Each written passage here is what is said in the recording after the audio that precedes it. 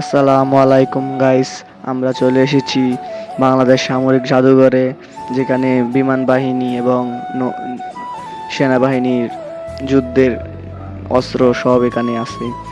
এখানে আমরা আসতেই না আসতেই দেখতেছি বন্দুক, একটি সুইমিং পুল আছে, আবার ওইদিকে কিভাবে যুদ্ধ করেছে, যুদ্ধের জাহাজ, যুদ্ধের বিমান, যুদ্ধের অস্ত্র, আগের যুগের কিভাবে কি বন্দুক দিয়ে কিভাবে যুদ্ধ করে সব এখানে তুলে ধরা হয়েছে।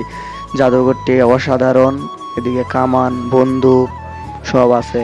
আমরা এখন এইগুলা দেখার পর আমরা যাচ্ছি আন্ডারগ্রাউন্ডে, নিচে নিচে 3D ফিল্ম আছে, সেখানে খুব সুন্দর একটি জায়গা, যেখানে প্রথম ঢুকতেই দেখতেছি একটি 3D ফিল্ম।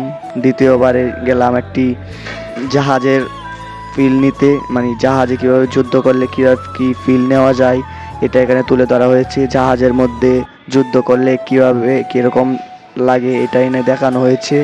আবার আমরা আরেক জায়গায় চলে যাচ্ছি, সেখানে মাছ, একটি সমুদ্রে একটি 3D ফিল্ম, যেখানে মাছ আছে, অক্টা আছে, অনেক মাছ আছে এখানে। আবার আরেক জায়গায় আসছি, যেখানে সেনাবাহিনীরা কিভাবে ক্যাম্প করে যুদ্ধ করতো সেটা তুলে ধরা হয়েছে।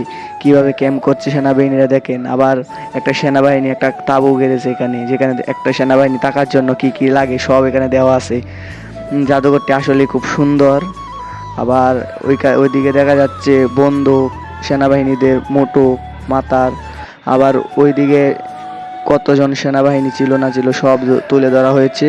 সুন্দর একটি জাদুঘর, যেখানে আবার একটা দেখা যাচ্ছে একটা সিপাহী ঘোড়া দিয়ে যাচ্ছে। খুব সুন্দর একটি জায়গা, যেখানে আমি গিয়েছিলাম একজন সাথে, যেখানে কি আর বলবো, আমি ডং করতে সেনাবাহিনীর মুখে তাল লাগানোর জন্য এসে পড়লাম। দেখলাম হয় না, ওরে বাবারে, আমি একটু লম্বা হয়ে